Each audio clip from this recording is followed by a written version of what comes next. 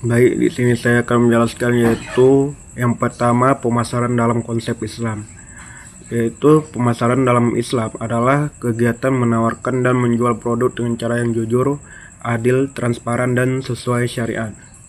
Tujuannya bukan hanya mencari keuntungan, tetapi juga memberikan manfaat bagi masyarakat serta menghindari penipuan, riba, gharar, dan kecurangan.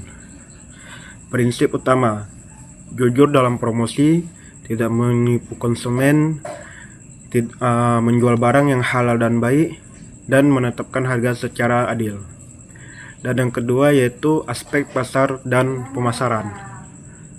Aspek pasar dan pemasaran adalah analisis untuk mengetahui apakah suatu produk memiliki peluang untuk dijual dan diterima oleh konsumen. Hal yang dianalisis meliputi yang pertama, target pasar, yaitu siapa calon pembelinya. Dan yang kedua, permintaan pasar, yaitu tingkat kebutuhan konsumen. Dan yang ketiga, persaingan, jumlah dan kekuatan pesaing.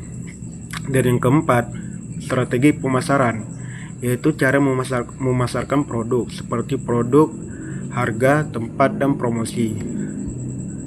Tujuannya yaitu mengetahui peluang pasar dan menyusun strategi agar produk mampu bersaing dan meningkatkan penjualan.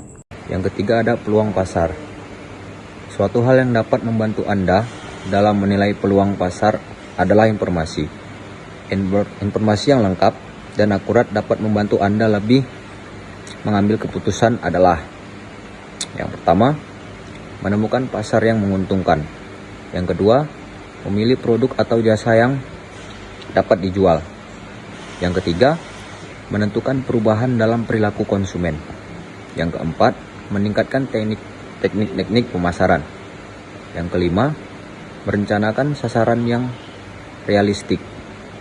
Yang keenam, meramaikan untuk masa-masa yang akan datang. Wirausaha kadang-kadang membantu kesalahan dalam usahanya karena sering mengambil keputusan berdasarkan perasaan dan mendapatkannya sendiri. Sebagai seorang wirausaha, Anda harus dapat mengambil keputusan berdasarkan atas informasi terbaik yang dikumpulkan.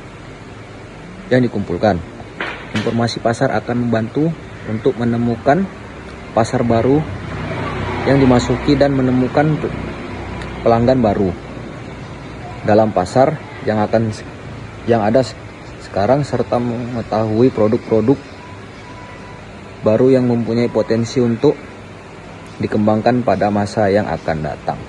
Marketing syariah. Marketing syariah adalah marketing yang sesuai dengan ajaran Islam atau syariat Islam. Yaitu yang pertama dari segi produk. Produk yaitu produk mutlak harus halal. Halal yang dimaksud yaitu halal dari segi zatnya maupun dari segi sifatnya. B. Produk harus mengandung kemaslahatan. Maksudnya produk yang dibuat harus memiliki nilai manfaat dan tidak bertentangan dengan masyarakat syariah. Kedua, segi price, harga. Harga yang ditetapkan haruslah harga wajar. Maksudnya harga yang harus ditetapkanlah harga wajar dalam keadaan pasar. Tidak boleh berlaku semena-mena terhadap harga. Dan B. Larangan persaingan antar penjual. Maksudnya penjual tidak boleh bersaing dalam segi harga, namun dalam hal lain diperbolehkan. Ketiga, segi place, penempatan, yaitu A. Pemilihan lokasi yang strategis. Maksudnya Islam mengajarkan pemilihan lokasi usaha yang strategis, namun tetap harus memperhatikan aspek kemaslahan di dalamnya. Dan B. Kebolehan penggunaan samsaroh. Samsaroh nama lain dari broker, perantara, agen. Islam memperbolehkan samsaroh selama objeknya jelas dan pelaku samsaroh tidak mengambil keuntungan kecuali atas izin yang mengutusnya. Dan C. Larangan iktikar, penimbunan. Iktikar yang dilarang dalam Islam ialah barang bahan pokok atau barang yang dibutuhkan banyak orang. Keempat, segi promosi, yaitu A. Mengedepankan prinsip akhlak. Maksudnya dalam kegiatan promosi erat kaitannya dengan hubungan sosial. Hubungan sosialnya harusnya dilandasi dengan akhlakul karimah atau akhlak yang baik. Saya akan menjelaskan tentang strategi pemasaran Islam. Strategi pemasaran Islam adalah strategi pemasaran yang berpedoman pada nilai-nilai Islam, yaitu kejujuran, amanah, keadilan, keterbukaan, dan tanggung jawab. Dalam Islam, kegiatan pemasaran tidak hanya ditujukan memperoleh keuntungan, tetapi juga mencari keberkahan serta memberikan manfaat bagi konsumen dan masyarakat. Beberapa prinsip strategi pemasaran Islam. Yang pertama, jujur adalah mempromosikan produk, yaitu tidak lebih kualitas produk tidak menyiapkan kerugiannya. Yang kedua, menjual produk yang halal dan berkualitas sehingga aman dan bermanfaat bagi konsumen. Yang ketiga, menetapkan harga yang adil, tidak mengambilkan keuntungan secara berlebihan, serta tidak melakukan praktik penipuan. Yang keempat, memberikan pelayanan yang baik, seperti bersikap ramah, sopan, dan menghargai pelanggan. Yang kelima, menjelaskan strategi sesuai syariah Islam, yaitu bebas dari unsur riba, gharar, atau ketidakjelasan, penipuan, dan maisir atau penjualan. Dengan menerapkan strategi pemasaran Islam, pelaku usaha dapat membangun kepercayaan pelanggan, meningkatkan loyalitas konsumen, serta menciptakan usaha yang berkelanjutan dan penuh keberkahan. Selanjutnya ada strategi target dan posisi pasar. Strategi pemasaran juga memerlukan analisis STP, yaitu segmentasi, target, dan position. Pertama, dan segmentasi pasar. Segmentasi adalah proses bagaimana pasar menjadi beberapa kelompok konsumen yang memiliki karakteristik, kebutuhan, atau perilaku yang hampir sama. Kedua, target pasar. Target pasar setelah pasar dibagi ke dalam beberapa segmen, berusaha memiliki segmen yang paling potensi untuk dijadikan sasaran pemasaran. Target pasar dipilih berdasarkan kebutuhan konsumen, kemampuan perusahaan, serta peluang yang tersedia hingga persamaan menjadi lebih efektif.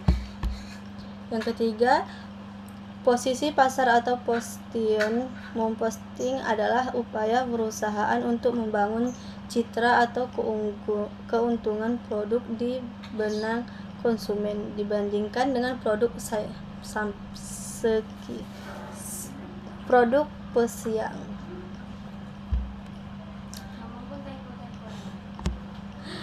Dengan menerapkan strategi STP yang tepat, perusahaan dapat memahami kebutuhan konsumen, menentukan sasaran pasar yang sesuai, serta menciptakan keunggulan kompetitif sehingga mampu meningkatkan penjual dan keputusan pelanggan.